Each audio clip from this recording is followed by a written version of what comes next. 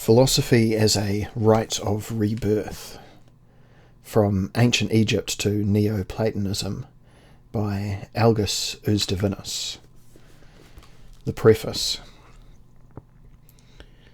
This book issues a serious challenge to the orthodox view of philosophy and its accompanying narrative of development. Ancient understanding viewed reality as a series of descending steps, starting with the most ineffable and most simple, which is first unfolded through divinity, and then moves down through varying conditions of existence, the highest of which are closest to the originating simplicity and are purely intelligible, but the lower being increasingly complex and changeable, ultimately becoming perceptible to the senses.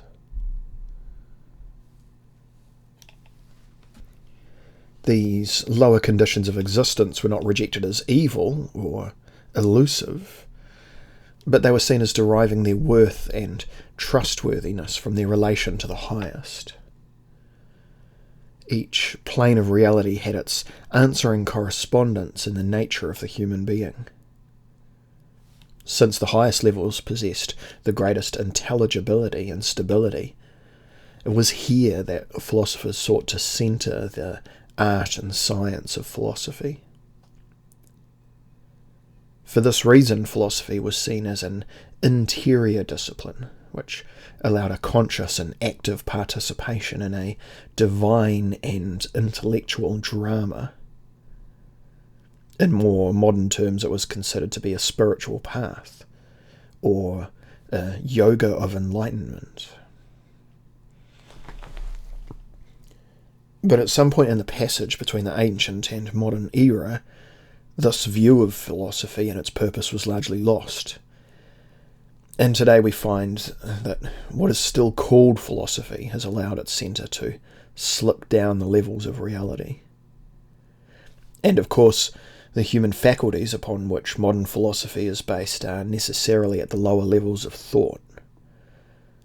Where philosophy was meditative, contemplative, and even unitive, it is now confined to a narrow form of logical reason, forever stuck in the temporal world. Reason, once valued as a launching point to the realm of eternal intellect and thence super-eternal divinity, is now an end in itself. Modern philosophy has lost its nerve. Like a pilot who no longer trusts his aircraft, the forward thrust of reason races us along the ground, but is never transferred to an upward movement into the free air. We now have the worst of both, two possible worldviews. Modern philosophy, generally speaking, no longer values metaphysics and theology. It considers both to be purely constructs of the human mind with no basis in reality. And yet, since the material world is no longer thought to be a manifestation of providential divinity, modernism cannot rid itself of a deep suspicion that body and matter are ultimately empty of goodness and meaning. We do not need to accept these present errors. What has been diminished by centuries of neglect can be restored. This book is not the start of a radical reappraisal of Western philosophy and its origins, but it is by far the most coherent and strongest call to this task that has been written in recent times. Once we step back with its author and examine the external and internal evidence for European, in other words, Greek, philosophy, having grown out of that of the Egyptians, the unbiased reader must conclude that it is incredible that any other possibility should have been entertained.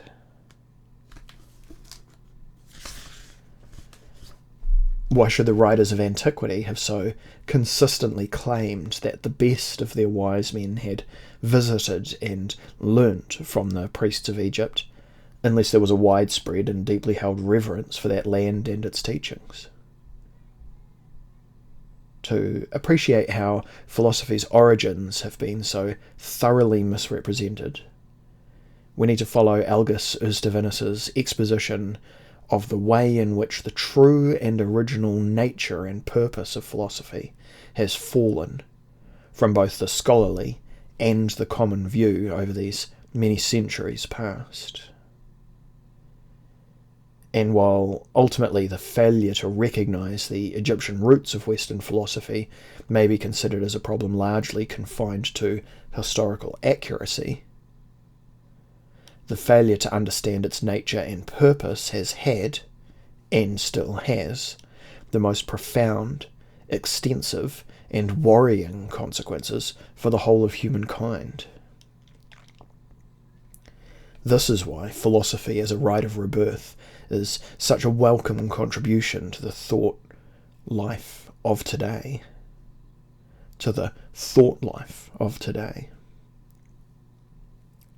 As with every radical change of position in any subject, there are likely to be details which will need to be readjusted once the dust has settled, so to speak, and other thinkers have added their own efforts to the task of exploring this new vista.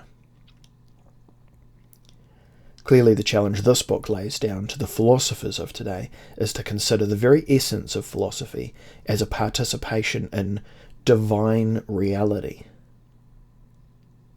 and therefore its activities as being primarily those of inner vision rather than mere logic. Once this position is seen as valid, and this may take time, as inner vision is itself a discipline which requires gradual development, we can then move back across the writings of the tradition dating from between its Egyptian and Neoplatonic phases in order to consider them in this light. At present, several writers, for example, see Plato himself as part of the movement away from divine vision towards the limitations of purely logical reason, we need to ask whether this is really so, or whether modern rationalistic schools have so thoroughly misinterpreted him as a sceptical logician that this has been accepted too readily by those who are moving towards this radical revision of philosophy. If this questioning is approached with an open mind, we may well find that Plato's dialogues, replete as they are with passages of mythic images, with descriptions of Socrates in meditative states, and with their constant references to traditional myth and initiation, are in reality central to philosophy as rebirth.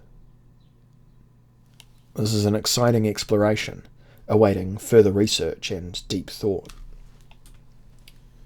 Leaving this aside, we can see in Philosophy as a Rite of Rebirth that a sympathetic exploration of ancient Egyptian high culture so clearly connects with the last flowering of Greek philosophy in the teachings of the late Platonists, as well as with Eastern doctrines, that we must again consider the now unfashionable concept of the existence of a perennial and universal philosophy.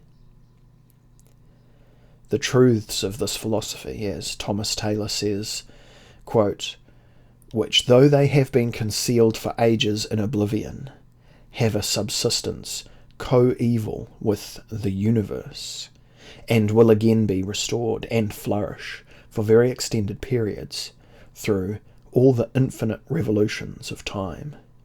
End quote.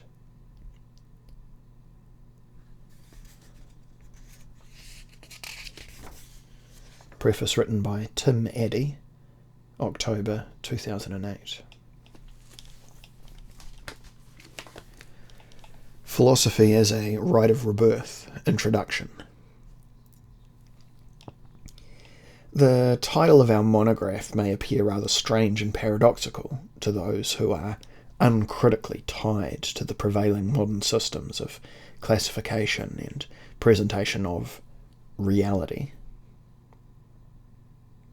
Since philosophy now is irremediably reduced to an abstract philosophical discourse, itself frequently viewed as an illness of language by academic would-be therapists, it is often very difficult to realise that an essential aspect of all ancient philosophy consists in the living praxis which faithfully follows the course of already established spiritual exercises and imitates archetypal patterns. The art of living demanded by the spiritual and material economy of the ancient theocratic state, itself regarded as an image of the celestial kingdom, and eventually by philosophy understood as quote-unquote love of wisdom, was not only a lived exercise, but, first and foremost, a lived and correctly performed sacred ritual of the great divine mysteries. That is, the mysteries of existence being played out by being, life, and intellect themselves. It would be unwise to pay too much attention to certain particular terms, for example, to argue that philosophy is exactly the term which should be applied to every manifestation of coherent human thought at all costs, or that it needs to be saved from the modern abomination by all means. However, a consistent logic allows us to use this term in different historical and cultural contexts, in spite of the conventionally accepted usage restricted as a rule to certain exceptional methods of investigation, or to particular fields of knowledge. This scholarly freedom of interpretation is not to be viewed as a frivolous voluntarism, for the simple reason at least that so-called philosophical rationalism can itself be traced back to the hieratic systems of ancient semiotics, which are logically coherent metastructures of metaphysical knowledge.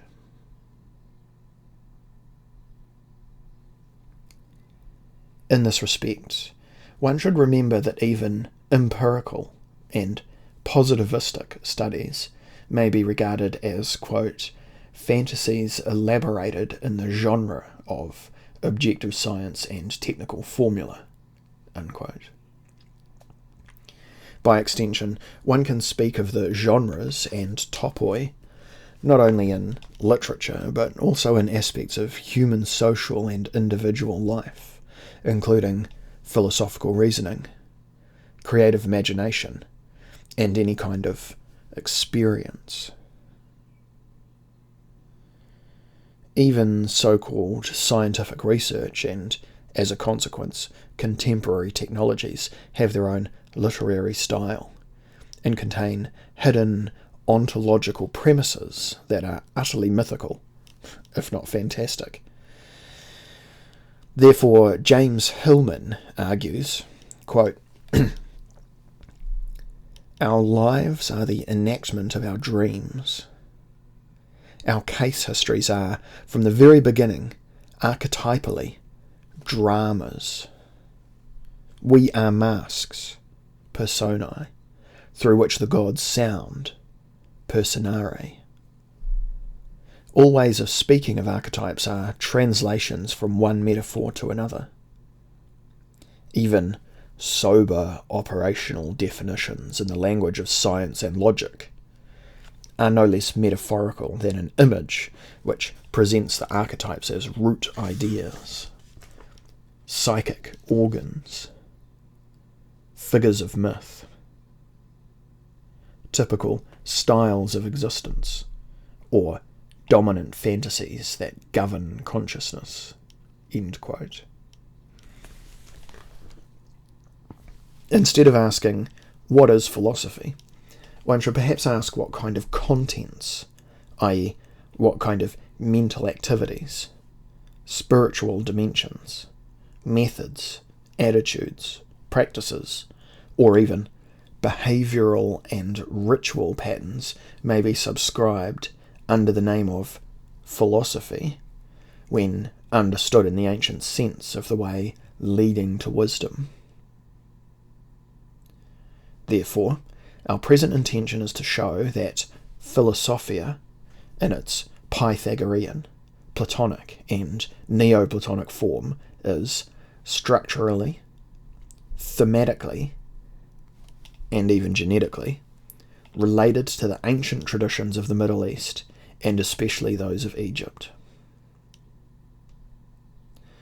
The main distinction which characterizes Hellenic philosophy is not rationality as such, because the mythological worldviews and related philological or hermeneutical strategies are even more rational, systematic, and coherent wholes. But its partial, at least, devaluation of images and adherence to the reasoning in abstract categories and naked facts of logic. However, the main task of this philosophy remains essentially the same: to change perverted human nature, to transform it, eventually leading it to happiness, and to a restored divine identity.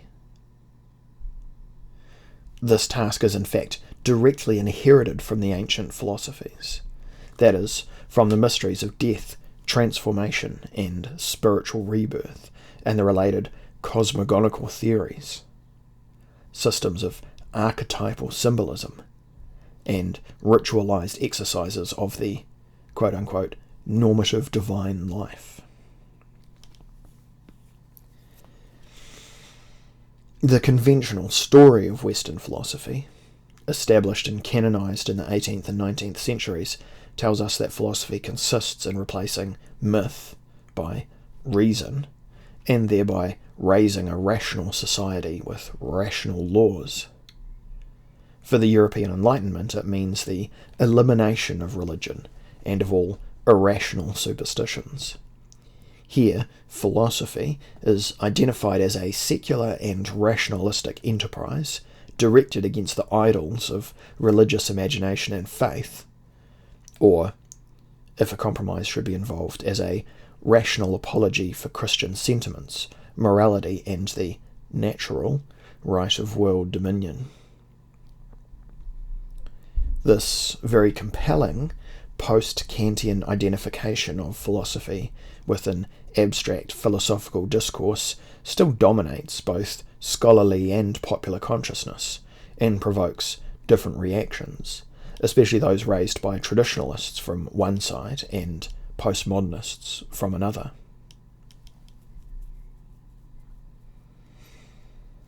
Ananda K. Coomaraswamy, one of the leading expositors of contemporary traditionalist thought, nonetheless defines philosophy as a wisdom about knowledge, maintaining that the problems of philosophy are evidently those of rationalization, aimed at correlating the data provided by empirical experience through a reduction of particulars to universals. He says, quote, "Beyond this, however, philosophy has been held to mean a wisdom not so much about particular kinds of thought as a wisdom about thinking, and an analysis of what it means to think, and an inquiry as to what may be the nature of the ultimate reference of thought. In this sense, the problems of philosophy are with respect to the ultimate nature of reality, actuality, or experience, meaning by reality whatever is an act and not merely potential. Knowledge is not then of individual presentations, but of types of presentation, in other words, of things in their intelligible aspect, i.e., of the being that things have in the mind of the knower, as principles, genera, and species. Insofar as knowledge is directed to the attainment of ends, it is called practical. Insofar as it remains in the knower, theoretical or speculative." End quote. In addition to being abstract, philosophy must be systematic, so as to make one logical whole. Now, it is fairly clear that any of the great mythological and religious systems constitutes a closed logical whole based on strictly metaphysical premises.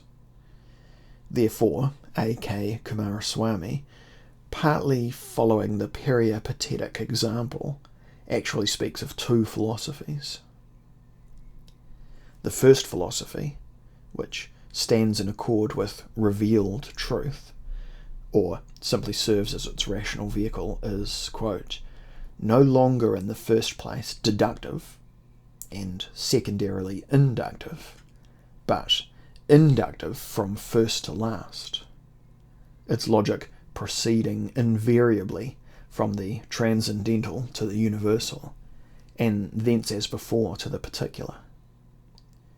This first philosophy, indeed taking for granted the principle as above so below, and vice versa, is able to find in every microcosmic fact the trace or symbol of a macrocosmic actuality, and accordingly resorts to proof by analogy. But this apparently deductive procedure is here employed by way of demonstration and not by way of proof, where logical proof is out of the question and its place is either taken by faith, Augustine's credo ut intelligam, or by the evidence of immediate experience, alaukika pratyaksa. End quote. Accordingly, the subject of metaphysics is described as being that, quote, of the supreme identity, as an indisseverable unity of potentiality and act, darkness and light, end quote. The definition of metaphysics as invariably related to the monistic concept of an absolute supreme identity is not self-evident without a considerable hermeneutical attempt to explain it, or construct such universal meta-theory which would be able to satisfy one's philosophical mind, in accord with particular speculative premises. Those premises include certain specific notions of immortality and eternity, death and rebirth, as well as an elaborated, often mythologized, hierarchy of being, and a more or less explicit theory of divine archetypes. All these philosophical concepts, albeit expressed in a language of myth, symbol, and ritual, are attested in the ancient Egyptian civilization, and stand at the roots of Hellenic modernization of that ancient philosophy, which is based on identifications in the divine names and qualities that imply alchemical transformations within the officially established frame of the theurgic semiotics and royal iconology.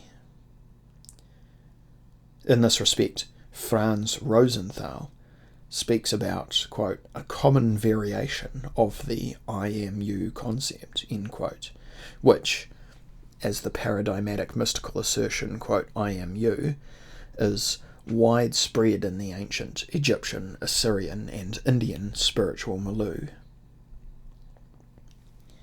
F. Rosenthal, belonging to being a faithful modernist, attributes its origins to, quote, the murky world of magical longings, end quote, and argues as follows, quote,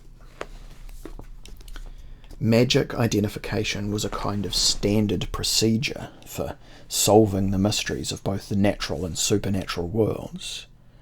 It was stated that this god is that god, A is B, and immediately power was gained and difficulties were removed.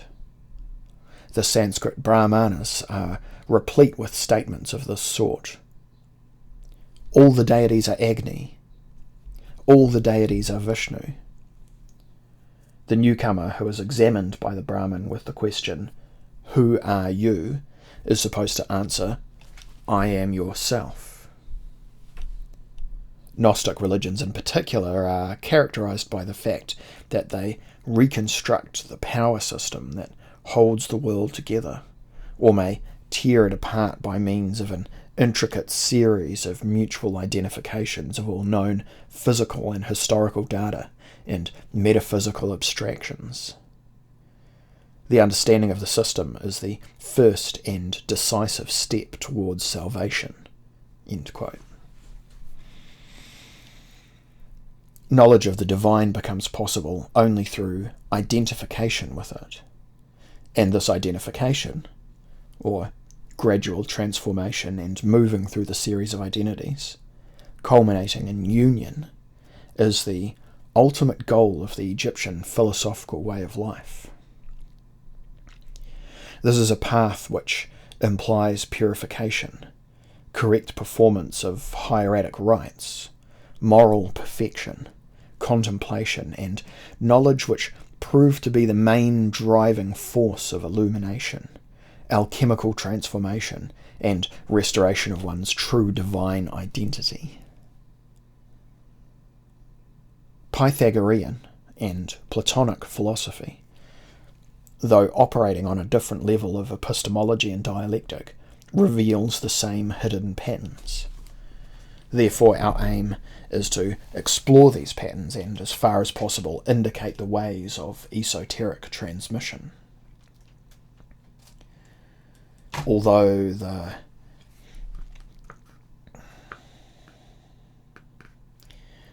latter question is always secondary and rather marginal, mostly important for those naive enthusiasts of historical research whose scope is limited to supposed empirical or mechanical influences. In short, certain types of Hellenic, especially Neo-Pythagorean and Neoplatonic metaphysics, consist in designation and philosophical description of the same divine principles and cosmogonical manifestations, the same in a universal sense of philosophia perennis, not of exact coincidence in the realm of historical facts, which are already explicitly or implicitly presented in the hieroglyphic images and symbols employed by the Egyptian priests. The Greek philosophers themselves traced the seeds of their hieresis back to the Egyptian hieratic tradition. The Neoplatonists recognized the divine origin of philosophia and compared it to metaphysical rites or mysteries aimed at the ascent of the soul and its final reunion with the demiurgic intellect, nous, and the One. This mystical task, the pathway of gods, Devayana in Upanishadic terms, implied just such an ontological, cosmological, and imaginal context of human existence, which was inseparable from the overwhelming noetic network of divine energies. The word and image, or any other theurgic symbol, were taken as essential to the process of joining the human soul to its paradigms. The universe itself was regarded as a kind of multi-dimensional text written by the divine Sophia. Therefore, quote-unquote, to philosophize means to be in accord with this world-governing providence and employ certain sacramental, esoteric hermeneutics for the correct reading of the ontological hieroglyphs. As Pierre Laurie says, quote, by naming a thing of the world, the human being awakens because the name brings forth the internal reality which corresponds to what exists in himself. End quote. Since human languages, in certain ideal respects, are taken in traditional societies to be the refraction of the human mind, of the noetic cosmos and its organisation, the correct creative and ritualised cultic use of sacred language itself, along with all possible riddles, puns, metaphysical etymologies, associations, and exegetical twists may be regarded as tantamount to philosophizing. The end of this transforming speech and this reading is one's transformation, awakening, and rebirth.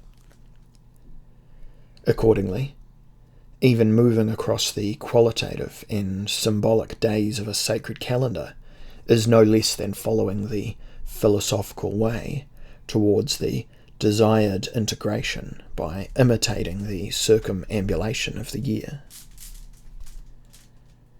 This both demiurgic and theurgic circle of the year not only represents the individual's pilgrimage to the archetypal principles and his dramatic experience of the sacred, but serves as an actual model of one's philosophy in all its mystical, social, political, economical, ethical, and aesthetic aspects. If this traditional way of participation, of direct mythical experience and quote-unquote surrender, which nonetheless may involve the heroic aspect of initiation and trial, should be called philosophy, then to philosophize, but follow one's own predestined path, as if moving through the archetypal text of theophanies, masks, and changing ranks of identities to the polarities, those of Horus and Seth, of Deva and Asura, which transcend all duality. When radically formulated in terms of metaphysical identities, this final goal of philosophy, like the final goal of the ascent accomplished by the golden Horus in the pyramid texts, may be regarded as the building up of the tomb or the altar of sacrifice. Thus, A.K. Kumaraswamy says, quote, "What metaphysics understands by immortality and by eternity implies and demands of every man a total and uncompromising denial of himself and a final mortification to be dead and buried in the Godhead. For the supreme identity is no less a death and a darkness than a life and a light, no less Asura than Deva, and this is what we understand to be the final purport of the first philosophy." End quote. To call this hieratic enterprise, initially related to the particular trends of ancient thought by the term of the first philosophy, is a matter of mere convention inherited from the tradition of Western scholasticism. However, the same idea of spiritual rebirth and final union dominated both Egyptian cultic practices and sophisticated Neoplatonic thought. It's no wonder that modernism, partly based on the Protestant legacy, rejects altogether this kind of sacramental philosophy, and instead presents as philosophy its own way of explaining things and of imposing reductionist ideological fantasies. It is even more interesting, however, that so-called postmodernism enjoys breaking with the entire philosophical tradition, classified, idolized, and cherished by modernism, which presumably runs from Plato and Aristotle to Descartes and Hegel. Certain critics of modern social institutions describe this breaking as a rebellion against the totalitarian tendency in Western philosophy, thereby affirming as salutary the mind's powerlessness to think the so-called other, and consequently instead of negative theology, promoting all kinds of sheer irrationalism and stupidity. Michel Foucault argues, quote, "The death of God sent all the stable forms of previous thought up in flames and used their charred remains to draw strange and perhaps impossible faces." End quote. Richard Rorty, another influential writer, speaks of the utter bankruptcy of traditional philosophizing and of what he calls, quote, epistemologically centred philosophy, end quote. His ruthless criticism is mainly directed against the whole epistemological project of modernity initiated by the followers of Descartes and Kant. However, at the same time, and by the same stroke, the postmodern relativists ridicule all traditional metaphysical systems, especially those belonging to the Neoplatonic stream, viewing their claims for divine truth and beauty as being utterly groundless ideological fictions. Philosophy itself is said to be coming to its unglorious end, since the quote-unquote post-philosophical attitude finds its solipsistic pleasure in rejecting any form of universal theory. The world is turned upside down. Therefore, it would be rather incorrect to think that one of the main characteristics of postmodern thought consists of its insistence on the primacy of the practical over the theoretical. The praxis of self-indulgence, forgetfulness, deviation and sin, if not an actual crime in the name of pseudo-humanism and democracy, is surely not the same as the spiritual praxis of purification, ascesis, contemplation, self-sacrifice, remembrance, and virtue. The postmodern fighters against the metaphysical order of things and against any sharia, that is, the sacred law, think that the dragon represents the values of the modern, administrated and disciplinary world. Therefore, quote, these values must be destroyed if the spirit is to become the value-creating, life-affirming child, end quote. When spiritual sanity itself is turned into a fantasy, one thing is forgotten and neglected, namely that, as Frithjof Schuon pointed out, quote, intelligence has, on the one hand, no effective worth unless its contents are the fundamental and saving truths. On the other, intelligence must be in balance with virtue and faith, end quote. Accordingly, the philosophical relativism of the life-affirming child, to whom wisdom is tantamount to a seductive and wild public woman, is capable only of laughter and irony with their compelling logic of theatre. And the crazy postmodern theatre is not that which presents the mysterious story of Al-Khadir and Moses, even if seen through the eyes of Mullah Nasruddin, but that which shows the ugly traits of a trivial sadomasochistic play. This is because, quote, an intelligence devoid of truth remains beneath itself, end quote, according to the apt remark made by F. Schuon. As Gary B. Madison says, quote, we are inevitably condemned to relativism when, rejecting, like Rorty, the metaphysical notion of truth, we reject also all meta-narratives. When, that is, we reject the legitimacy of theory, which always seeks some form of universal validity, and similarly we find ourselves in a state of nihilism when, rejecting the metaphysical notion of reality, we go on to assert as well that everyone's truths are merely their own private fictions, when, that is, we equate fiction with mere semblance, simulacrum, and deny it the reality to recreate or refigure and thus enhance what is called reality, end quote. Our present task is not to argue against the mental acrobatics of those who follow R. Rorty, or to claim that we are in possession of certain exclusive formal truth, whatever that word may mean for different audiences.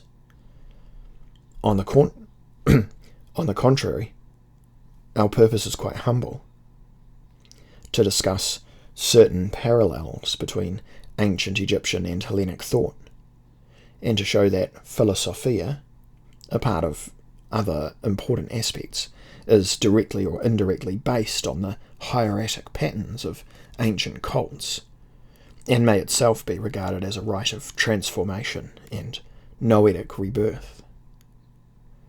This hermeneutical rite of philosophizing, which partly consists in moving through the ontological text, that is, through the cosmic maze of ideas, thoughts, words, images, symbols, and deeds, is not simply a playful, metaphorical enterprise that belongs to the realm of rhetoric, but involves the restoration of one's right mind and promises the final reunion with divine principles. The metaphysical discourse thereby produced is based on noetic intuitions, ambivalent terms, and paradoxical images, thus constituting the closed hermeneutical circle of its own. It cannot be simply rendered into the positivistic language of facts, or turned into the merely dead fiction of the contemporary historical museum, without losing its hidden theurgic dimension, imaginative appeal, and transformative baraka. Although every hermeneutical perspective constructs and reconstructs more or less coherent and meaningful pictures of the past, always based on the particular spiritual needs and expectations of the real or imagined audiences, it would be unwise and incorrect to disregard most of them or to neglect them altogether simply because one's mental horizon is ruled by learned scientific tales of a different kind. Always keeping in mind the larger metaphysical picture and accepting that different variations of hierarchy, far from being simply Platonic or Neoplatonic inventions, are valid for their wider ontological contexts. One can equate par analogiam, for example, the solar atom Ra, to the Neoplatonic nous, or one can use the terms Sekhem, Shakti, and Dunamis as being, in certain cases, interchangeable. However, such rather loose comparisons are not meant to claim the strict coincidence of their objects, figures of thought, literary forms, underlying symbols, myths, and philosophical categories in every respect, or to, quote-unquote, prove that, historically speaking, any particular concept of a certain tradition straightforwardly derives from another one, which is similar but belongs to a foreign culture. To quote J. Hillman again, despite his persistent wish to reduce and transfer noetic realities to the level of a psychic imagination, quote, "The mind from the beginning must be based in the blue firmament, like the lazuli stone and sapphire throne of mysticism, the azure heaven of Boehmer, Philos Sophia. It is the mythical place that gives metaphorical support to metaphysical thinking. It is the presentation of metaphysics in image and form." End quote. The present monograph consists of 7 parts, which are unequal in length and subdivided into chapters. Parts 4 and 6 were initially written as separate essays and then revised and integrated into the book. This project would never have been accomplished without the kind support of the Matheson Trust. For their considerable assistance, I am grateful to Reza Shah Kazemi, Khalid Naqib, and my wife Virginia.